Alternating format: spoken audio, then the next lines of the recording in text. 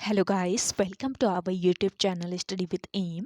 आज मैं आप सभी के लिए काफ़ी इंपॉर्टेंट वीडियो लेके आई हूँ। तो देखिए, आपके आगामी उत्तराखंड पुलिस, पटवारी, लेखपाल, इसके अलावा फॉरेस्ट गार्ड जैसे सभी उत्तराखंड एग्ज़ाम के रिगार्डिंग आज मैं आप सभी के लिए हिस्ट्री के टॉप मोस्ट इम्पॉर्टेंट क्वेश्चन लेके आई हूँ। और ये जो क्वेश्चन है ये आपके आगामी सभी उत्तराखंड एग्ज़ाम के लिए काफ़ी महत्वपूर्ण रहने वाले हैं। तो आप सभी लोग हमारी इस सीरीज़ में स्टार्टिंग से लेकर एंड तक बने रहें।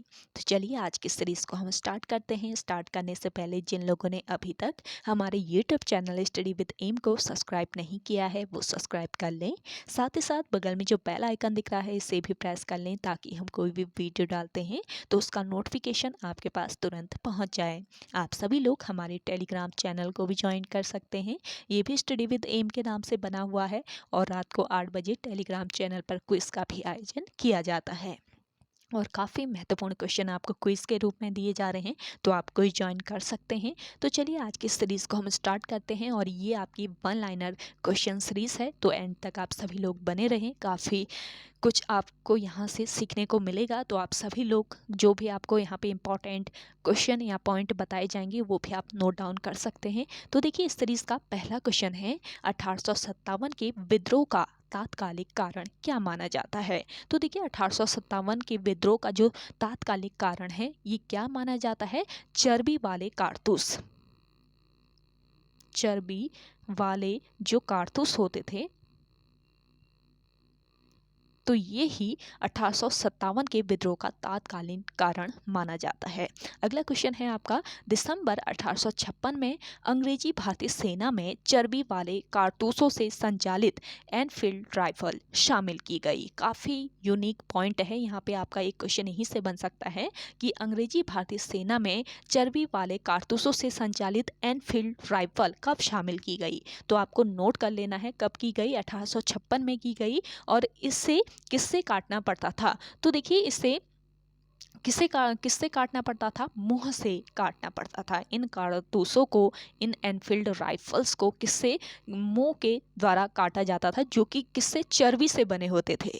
अगला क्वेश्चन है, 29 मार्च 1857 को बैरकपुर में सैनिकों ने चर्बी युक्त कारतूसों का प्रयोग करने से इनकार कर दिया था तथा किस भारतीय सैनिक ने अपने रेजिडेंट पर हमला करके उसकी हत्या कर दी थी। तो देखिए, 29 मार्च 1857 को बैरकपुर में सैनिकों ने चर्बी युक्त कारतूसों का प्रयोग करने से इनकार कर दिया तथा किस भारतीय सैनिक ने, ये जो भारतीय सैनिक था ये कौन था, ये था मंगल पांडे। मंगल पांडे, तो मंगल पांडे ने अपने रेजिडेंट पर हमला करके उसकी हत्या कर दी थी। अगला क्वेश्चन है आपका, 1857 की क्रांति का प्रारंभ 10 मई को कहाँ हुआ था। काफ़ी महत्वपूर्ण पॉइंट है। देखिए, 1857 की जो क्रांति है इसका प्रारंभ कब हुआ था पूछा जाए तो 10 मई को इसका प्रारंभ हुआ था। और कहाँ पे इसका प्रारंभ हुआ था ये बताना है। तो ये जो स्थान था ये था आपका मेरठ। इसको नोट कर लीजिए, इंपॉर्टेंट क्वेश्चन है। अगला क्वेश्चन देखें, विद्रोहियों ने 12 मई 1857 को किस पर अधिकार कर मुगल सम्राट बहादुर शाह द्वितीय को भारत का सम्राट घोषित कर दिया था। तो देखिए, विद्रोहियों ने 12 मई 1857 को किस पर अधिकार करके दिल्ली पर अधिकार कर मुगल सम्राट बहादुर शाह द्वितीय को भारत का सम्राट घोषित कर दिया था। तो दिल्ली इस क्वेश्चन का राइट आंसर है। अगला देखें, वर्ष 1857 के विद्रोह के प्रतीक थे। तो देखिए, 1857 के विद्रोह के प्रतीक क्या थे, कमल के पत्ते और रोटी।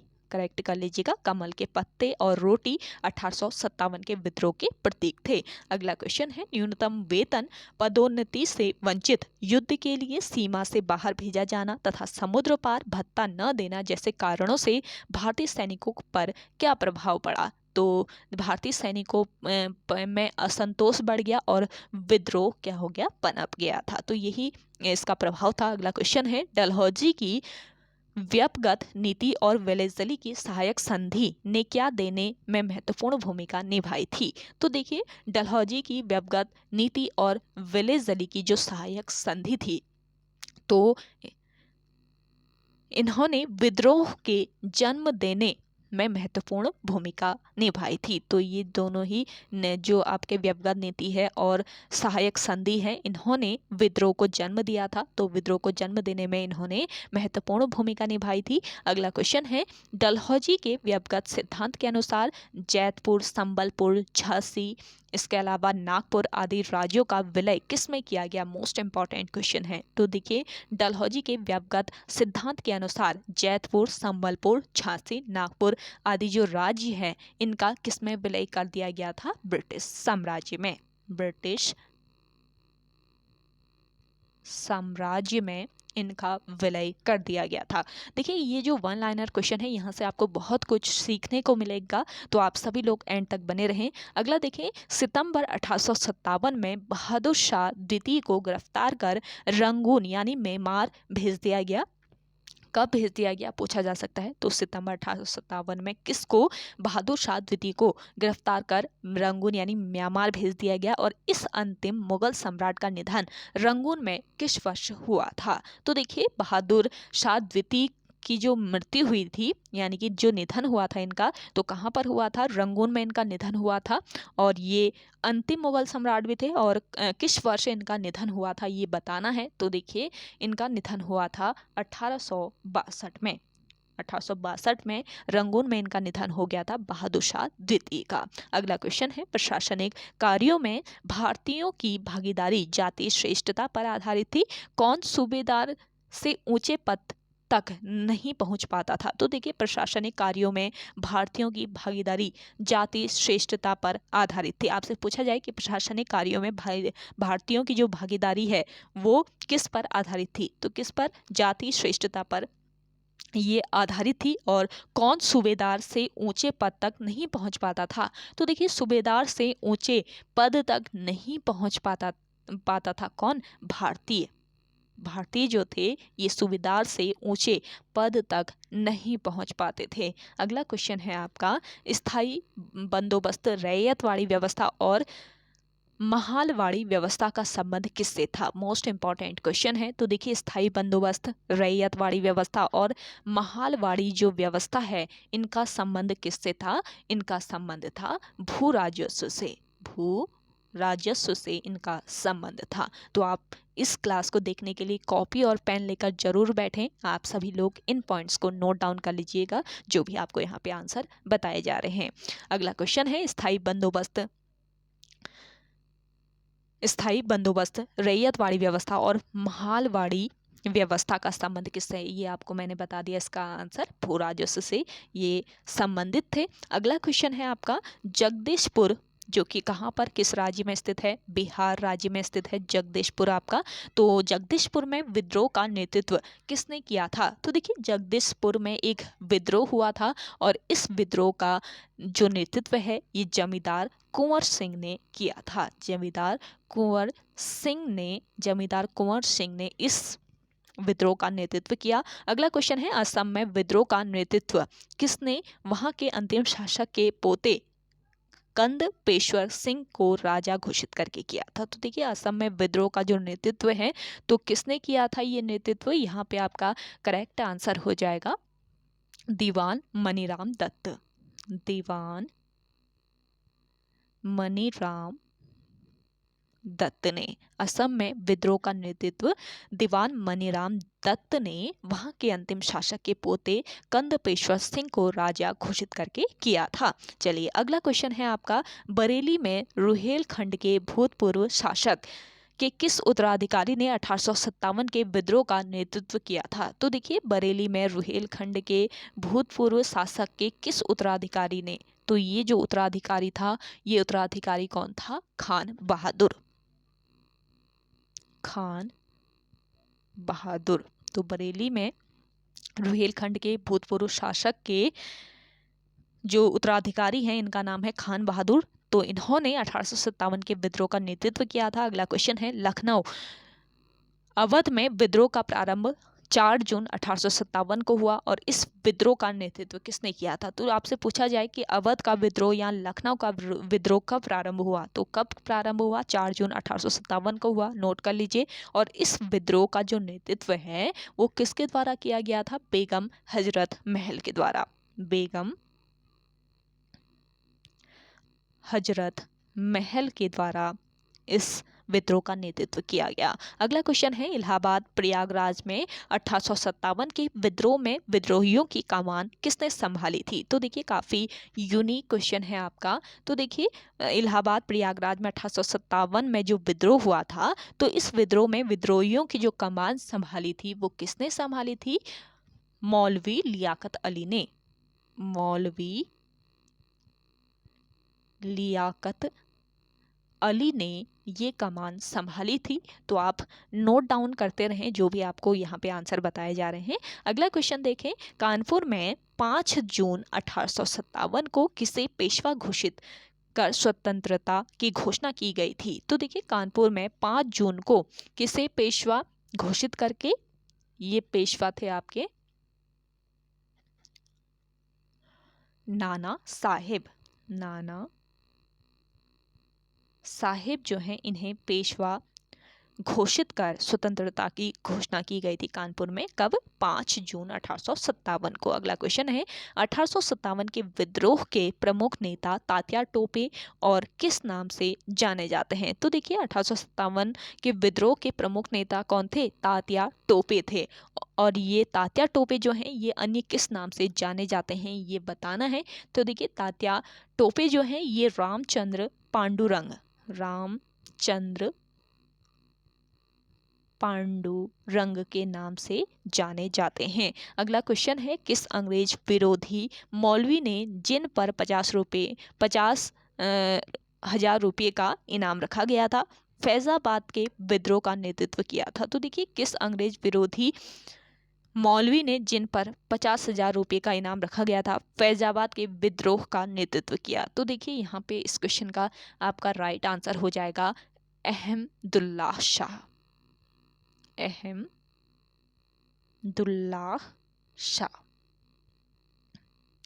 अहमदुल्लाह शाह इस क्वेश्चन का राइट आंसर है। अगला क्वेश्चन है आपका, 4 जून 1857 को झांसी में विद्रोह की शुरुआत हुई और इसका नेतृत्व किसने किया था? तो देखिए झांसी में विद्रोह की शुरुआत कब हुई पूछा जाए तो 4 जून 1857 को हुई थी।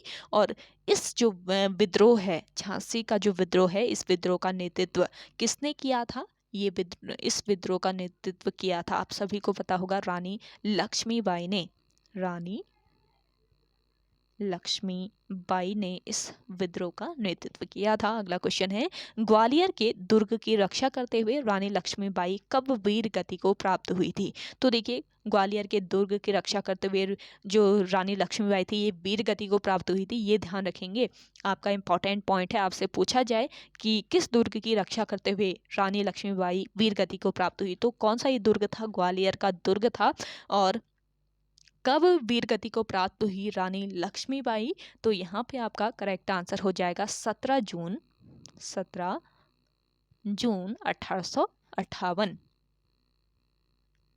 17 जून 1858 को जो रानी लक्ष्मीबाई हैं ये वीर गति को प्राप्त हो गई थी। अगला क्वेश्चन है आपका, भारतीय विद्रोहियों में यहाँ सोई हुई औरत अकेली मर्द है, यह वाक्य रानी लक्ष्मीबाई की शहादत पर उनकी वीरता से प्रभावित होकर किसने कहा था? तो देखिए ये जो वाक्य है ये कहा था किसने? ये वाक्य कहा था ह्यूरोज ने यह वाक्य कहा था। अगला क्वेश्चन है, संबलपुर के राजकुमार सुरेंद्र शाही और उज्जवल शाही ने 1857 में कहाँ विद्रोह किया था? तो देखिए संबलपुर के राजकुमार थे सुरेंद्र शाही और उज्जवल शाही, तो इन्होंने 1857 में जो विद्रोह है वो कहाँ पर किया था? उड़ीसा में इन्होंने यह विद्रोह किया था। उड़ीसा, जिसको वर्तमान में ओडिशा कहा जाता है, ये ध्यान रखेंगे। अगला क्वेश्चन है आपका, पंजाब में 9वीं अनियमित सेना यानी कि घुड़सवार के वजीर खां ने कहाँ विद्रोह किया था? तो देखिए पंजाब में 9वीं अनियमित सेना यानी कि 9वीं घुड़सवार के वजीर खां ने कहाँ पर विद्रोह किया था? ये जो जगह थी ये थी अजनाला नाम का ये स्थान था जहाँ पर इन्होंने विद्रोह किया था, वजीर खान ने। अगला क्वेश्चन है, राजा प्रताप सिंह और वीर सिंह ने कहाँ विद्रोह किया था? तो देखिए, राजा प्रताप सिंह और वीर सिंह ने कहाँ पर? कुल्लू में विद्रोह किया था। अगला क्वेश्चन है, सतारा में विद्रोह का नेतृत्व किसने किया था? सतारा में जो विद्रोह हुआ था इसका नेतृत्व किया था किसने? रंगोजी बापूजी गुप्ते ने। नोट कर लीजिएगा, रंगोजी बापूजी गुप्ते। तो इन्होंने सतारा विद्रोह का नेतृत्व किया था। काफ़ी यूनिक ये क्वेश्चन है। आप सभी लोग एंड तक इस क्लास में बने रहें। आप सभी को ये सेशन पसंद आ रहा है तो लाइक करना ना भूलें, और ऐसे ही इंटरेस्टिंग क्लास को देखने के लिए आप सभी लोग हमारे YouTube channel study with M को जल्दी से सब्सक्राइब कर लीजिए, जो हमारे नए व्यूअर हैं।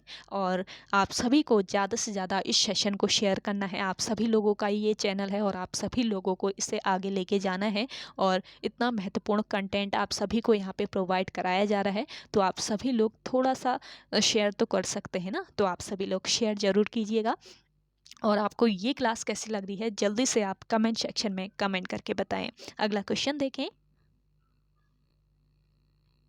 अगला है, दक्षिण भारत, बंगाल, पंजाब, राजपूताना, पटियाला, जींद, हैदराबाद, मद्रास आदि ऐसे क्षेत्र थे जहां विद्रोह नहीं पनप सका, और यहाँ के शासकों ने विद्रोह को कुचलने में किसकी मदद की थी? तो देखिए, यहाँ के जो शासक थे इन्होंने विद्रोह को कुचलने में किसकी? अंग्रेजी सरकार की, अंग्रेजी सरकार की मदद की थी। अगला क्वेश्चन है, ग्वालियर के सिंधिया ने 1857 के विद्रोह में किसकी सर्वाधिक सहायता की थी? तो देखिए, ग्वालियर के जो सिंधिया थे इन्होंने 1857 के विद्रोह में किसकी सबसे ज़्यादा सहायता की थी? तो इस क्वेश्चन का राइट आंसर हो जाएगा अंग्रेजों की, अंग्रेजों की इन्होंने सबसे ज़्यादा सहायता की थी। अगला क्वेश्चन है, 1857 के विद्रोह के समय भारत के गवर्नर जनरल कौन थे? मोस्ट इंपॉर्टेंट क्वेश्चन है। तो देखिए, 1857 के विद्रोह के समय भारत के गवर्नर जनरल थे कौन? लॉर्ड कैनिंग, लॉर्ड कैनिंग थे। नोट डाउन कर लीजिएगा, इंपॉर्टेंट पॉइंट है आपका। अगला क्वेश्चन देखें, 1857 के विद्रोह में भाग लेने वाले सिपाहियों की सर्वाधिक संख्या किस क्षेत्र से थी? तो देखिए, 1857 के विद्रोह में भाग लेने वाले सिपाहियों की सर्वाधिक संख्या किस क्षेत्र से थी? ये जो क्षेत्र था आपका, ये क्षेत्र था अवध। कौन सा ये क्षेत्र था? अवध क्षेत्र था, जहां से विद्रोह में भाग लेने वाले सिपाहियों की संख्या सर्वाधिक थी। अगला क्वेश्चन है, यदि सिंधिया भी विद्रोह में शामिल हो जाएं तो हमें कल ही यहां से जाना होगा। यह वाक्य सिंधिया द्वारा अंग्रेजों की सहायता करने के संबंध में किसने कहा था? तो देखिए, ये जो वाक्य है ये कहा था किसने? लॉर्ड कैनिंग ने कहा था। लॉर्ड कैनिंग ने यह वाक्य कहा था। अगला क्वेश्चन है, 1857 के विद्रोह के समय बैरकपुर में lieutenant general sir John Bennet Hearsey किस पद पर थे? तो देखिए, 1857 के विद्रोह के समय बैरकपुर में lieutenant general sir John Bennet Hearsey ये किस पद पर थे? ये थे कमांडिंग ऑफिसर के पद पर, कमांडिंग ऑफिसर के ये पद पर थे। नोट डाउन करते रहें आप सभी लोग अपना आंसर। अगला क्वेश्चन है, तत्कालीन गवर्नर जनरल लॉर्ड कैनिंग ने 1857 के विद्रोह के दौरान किसे आपातकालीन मुख्यालय बनाया था? तो देखिए, तत्कालीन गवर्नर जनरल लॉर्ड कैनिंग ने 1857 के विद्रोह के दौरान किसे आपातकालीन मुख्यालय बनाया था? इलाहाबाद को। इस क्वेश्चन का राइट आंसर है इलाहाबाद को गवर्नर जनरल लॉर्ड कैनिंग ने 1857 के विद्रोह के दौरान आपातकालीन मुख्यालय बनाया था। अगला क्वेश्चन है आपका, 1857 के विद्रोह के पश्चात किसने ईस्ट इंडिया कंपनी से भारत पर शासन करने के सभी अधिकार वापस ले लिए थे? तो देखिए, 1857 के विद्रोह के पश्चात ब्रिटिश जो साम्राज्य है, ब्रिटिश साम्राज्य ने ईस्ट इंडिया कंपनी से भारत पर शासन करने के सभी जो अधिकार थे ये वापस ले लिए थे। अगला क्वेश्चन देखेंगे, 1 नवंबर 1858 को भारत में शासन के लिए अधिनियम पारित किया गया। मोस्ट इंपॉर्टेंट पॉइंट है। भारत में शासन के लिए अधिनियम कब पारित किया गया पूछा जा सकता है। तो 1 नवंबर 1858 को यह अधिनियम पारित किया गया तथा गवर्नर जनरल को क्या बना दिया गया। तो देखिए इसमें गवर्नर जनरल जो था इसको वायसराय बना दिया गया था, वायसराय बना दिया गया था इसमें गवर्नर जनरल को। अगला क्वेश्चन है 1 नवंबर 1858 को भारत में शासन के लिए पारित हुए अधिनियम के अनुसार किसकी सहायता के लिए 15 सदस्यों की भारत परिषद या इंडिया काउंसिल का गठन किया गया। तो देखिए 1 नवंबर 1858 को भारत में शासन के लिए पारित हुआ अधिनियम के अनुसार किसकी सहायता के लिए, यहाँ पे आपका राइट आंसर हो जाएगा भारत के राज्य सचिव, भारत के राज्य सचिव की सहायता के लिए 15 सदस्यों की भारत परिषद या ऑल इंडिया काउंसिल का गठन किया गया था। तो नोट कर लीजिएगा राइट आंसर। अगला क्वेश्चन है 1 नवंबर 1858 को पारित हुए अधिनियम के पश्चात भारत के शासन से संबंधित सभी गतिविधियों पर किसकी स्वीकृति अनिवार्य कर दी गई थी। मोस्ट इंपॉर्टेंट क्वेश्चन है आपका। तो 1 नवंबर को पारित हुआ जो अधिनियम था तो इसके पश्चात भारत में शासन से संबंधित सभी गतिविधियों पर किसकी, भारत सचिव की, भारत सचिव। तो देखिए सभी गतिविधियों पर भारत सचिव की जो स्वीकृति है ये क्या कर दी गई थी, अनिवार्य कर दी गई थी। अगला क्वेश्चन है सेना तथा तोपखाने में ऊंचे पद केवल यूरोपियों के लिए आरक्षित किए गए थे। सैनिक व्यवस्था में सुधार के लिए किसका गठन किया गया था। तो देखिए सैन्य जो व्यवस्था थी इसमें सुधार के लिए किसका गठन, पील कमीशन का, पील कमीशन का गठन किया गया था। अगला क्वेश्चन देखिए भारतीय सेना को क्षेत्रीयता के आधार पर बांटा गया था। तो देखिए भारतीय जो सेना थी इसको किसके आधार पर बांटा गया था पूछा जा सकता है 1857 के दौरान। तो क्षेत्रीयता के आधार पर इसको बांटा गया था और भारतीयों को किसके वर्ग से बाहर रखने का प्रयास किया गया था। भारतीय जो थे इनको अधिकारी वर्ग से, भारतीयों को अधिकारी वर्ग से बाहर रखने का प्रयास किया गया था। अगला क्वेश्चन है भारतीय सैनिकों को किस वर्ग में विभाजित किया गया था। तो देखिए भारतीय जो सैनिक थे इन्हें किस वर्ग में, इन्हें लड़ाकू और गैर लड़ाकू, भारतीय जो सैनिक थे इन्हें लड़ाकू और गैर लड़ाकू वर्ग में विभाजित किया गया था।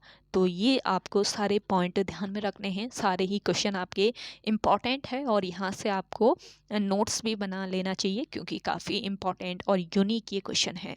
तो ओके गाइस आज के सेशन में इतना ही। आई होप आप सभी को आज का ये सेशन पसंद आया होगा। अगर आप सभी को आज का ये सेशन पसंद आता है तो इस सेशन को लाइक कीजिए, शेयर कीजिए और जिन लोगों ने अभी भी हमारे YouTube channel study with M को सब्सक्राइब नहीं किया है वो सब्सक्राइब कर लें। तो चलिए मिलते हैं एक नई इंटरेस्टिंग वीडियोज़ के साथ, तब तक के लिए धन्यवाद।